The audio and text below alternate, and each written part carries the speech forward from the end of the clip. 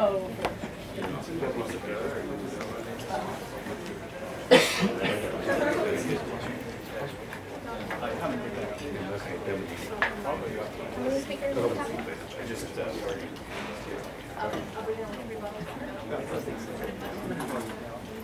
All right, looks like everybody is settled in with their pizza. Pizza My Heart, pretty good. Does anybody collect the Pizza My Heart shirts, by the way? I used to live down in these parts. I had like 5 of them. It's pretty amazing. They got a lot of spots. There's one in Isla Vista now. I think that's the furthest south.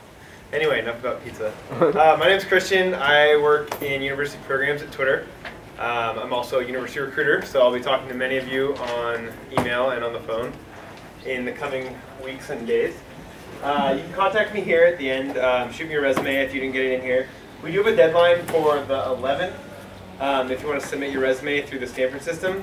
And that's just for on-campus interviews, but like, don't worry if those inventories fill up. That's just one resource we'll use. Twitter's up in San Francisco, and you can just take the train up and come on for interviews. We usually start with a couple phone interviews. So yeah, shoot me a PDF of your resume. I brought a couple guys from our growth team. It's PK and Akash, and I'll let them talk to you more about things that might be interesting. Great, thanks Christian. All right, welcome everyone. My name is Akash, and this is PK. So we jump right into introductions here. Oh, my clicker thing is not working. All right.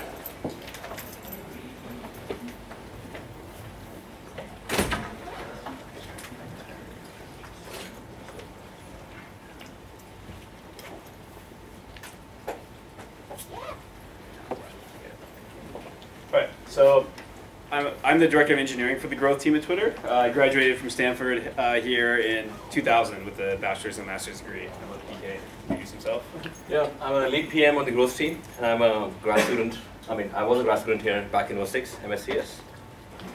All right, so first wanted to start out with some just high-level statistics about Twitter. I'm sure obviously everybody here is aware of Twitter and uses it, hopefully. So today we're processing around 400 million tweets a day.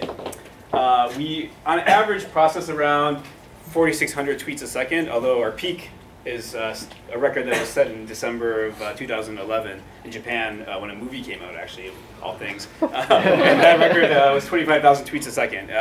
So just what's interesting about this is that at any time, any place, the number of tweets that can come into the system can skyrocket. So we have to always have capacity and be thinking about what happens if some major event happens in the world. We have to be there to service that and be there. So anyway, this is a fun stat there about tweets per second. We currently have 140 million plus active users on the site every month, of which about 60% are actively using a mobile device or using our HTML5 or our feature phone web browser product. So more and more Twitter is becoming a mobile first and mobile primarily, first and foremost a mobile company. So that's an interesting stat. We're seeing this trend continuing to grow. Our office, we have currently 1,300 employees worldwide, 14 offices. We have 1,000 in our brand new headquarters in San Francisco. And so can anybody tell me what this is a picture of, if anybody can figure out from the shape that these guys are making. But anyway, this is the human hashtag.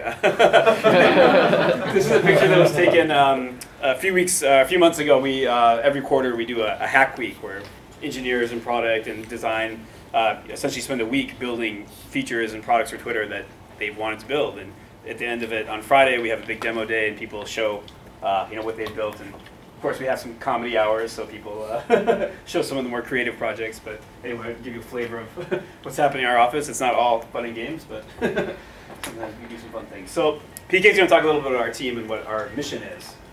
How many folks in the room have heard about growth teams in general? Okay.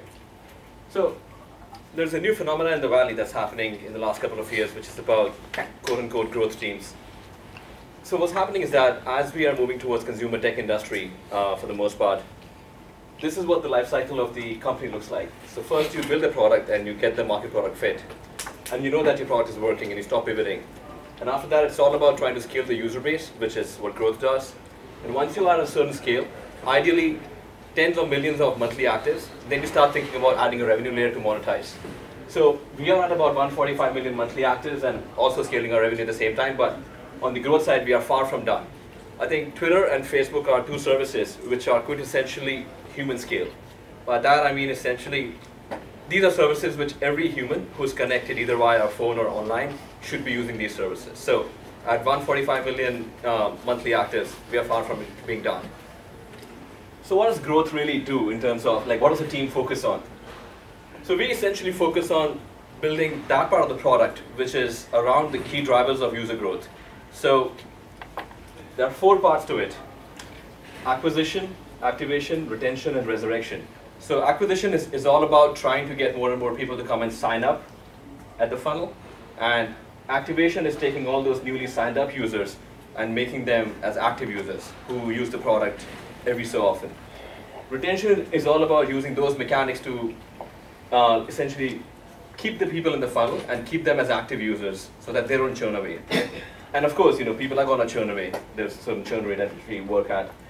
Resurrection efforts are all about trying to take those dormant users and put them back in the funnel and make them active again. So all of our efforts are focused around these 4 stages. And the way we think about our framework is, this is kind of the next layer of detail, is these are different transition rates at which we are acquiring users, retaining them as active users, and churn rates and kind of resurrection rates. So the way we think about users is that you start the sign up, there's a certain percentage of completion of people kind of finishing up the sign up process. We can't disclose the actual rates because those are confidential. And then once you sign up, you end up in a state called the new user state. For the first 28 days, you stay as a new user. If you log in 7 or more different days in that window, you end up as a core user. So we convert at a certain rate from new to core. If you log in from 1 up to including 6 different days in a month, you are a casual user, and we want to convert you into a core user, for sure. But if you don't even log in once, then you end up as dormant. And we keep tracking these different rates on a 28-day moving window. And what you see at the above is that the percentage at which core users stay core. That's a super high rate. So once we make users core, they literally stay core. Our eventual goal is to have every active user, which is a sum of new, core, casual, and resurrected. That's our monthly active number. Move them into the core state, because that's highly retentive. And all of our efforts, let's say our resurrection efforts are all about trying to get people in the dormant state to become resurrected. And from there we track how they kind of behave in the next 28 days. And they may go to casual, core, or come back to being dormant.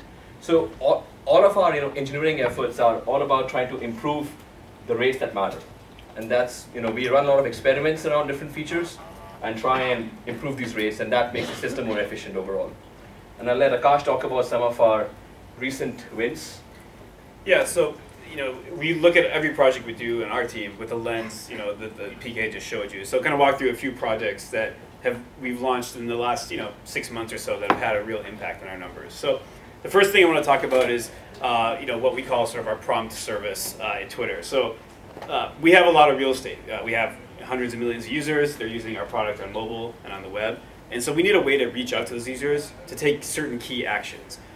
And so you can almost think of this as like an ad server, essentially. And so our team envisioned this product and actually built the entire thing. And so we now have the ability to target certain actions to users based on any criteria that we have data for. So for example, if a user hasn't uploaded their profile picture, we can prompt them to upload the profile picture. If they haven't downloaded a native client, we can ask them to download a native client. So we have the ability to really target and specify what we want users to do. And this ended up being one of the largest queries per second services at Twitter in terms of just sheer volume, because essentially every page view, every user logging in hits our service to see if there's some targeted message for them. And this has been very effective at driving certain key actions for our team. So we invested in some infrastructure here, and it's really paying off. And I think we'll continue to leverage this tool as we continue to build products. Secondly, I want to talk a little bit about one of the key things at Twitter. It's really important for people on Twitter to be connected to the right interests and also the right people. So we know that through studies and research that having the right graph is super important to your long-term retention. So our team invested in building a digest, a summary of people that you actually may know in real life. And what we had to do was essentially build a very large-scale recommendation machine learning system to generate these suggestions for every single user on Twitter. So it's hundreds of millions of users. We had to pre-generate these suggestions, and now we're sending these out. And the impact of this project, which is just rolled out in the last few weeks, literally, is going to be probably double-digit millions in terms of how many users it'll retain and add to Twitter. So our team is really proud of this, and I think you'll continue to see more projects like this. And speaking of emails, I think this is another one that we've launched a few months back, which is called the Network Digest. So obviously there's a lot of stuff happening on Twitter. We're not always reading it 24/7, so sometimes we miss things. So this product enables users to keep up with what they've missed. So essentially, again, for every user on Twitter, we have to go through and figure out what are the best tweets in their network. And again, this ends up being a very computationally intensive job. We had to use a lot of creativity to sort of make this finish in a certain amount of time so we can send out these digests. So over 200 million users receive this on a weekly basis, and we're also going to make it optional for daily now as well. And then kind of the corollary to this, sometimes users didn't have enough users that they were following, so we had to sort of also come up with a version of this based on what we know about the user, so we call it Backfill Digest. And we've also scaled this up to tens of millions of users, and the engagement on this has been fantastic. And we're continually trying to tweak our algorithms and get smarter about what content we're sharing with users so that we get higher retention and higher engagement rates with these products. So we'll talk a little bit about what is our team, the growth team at Twitter, looking for. As PK mentioned, we're looking at problems from a very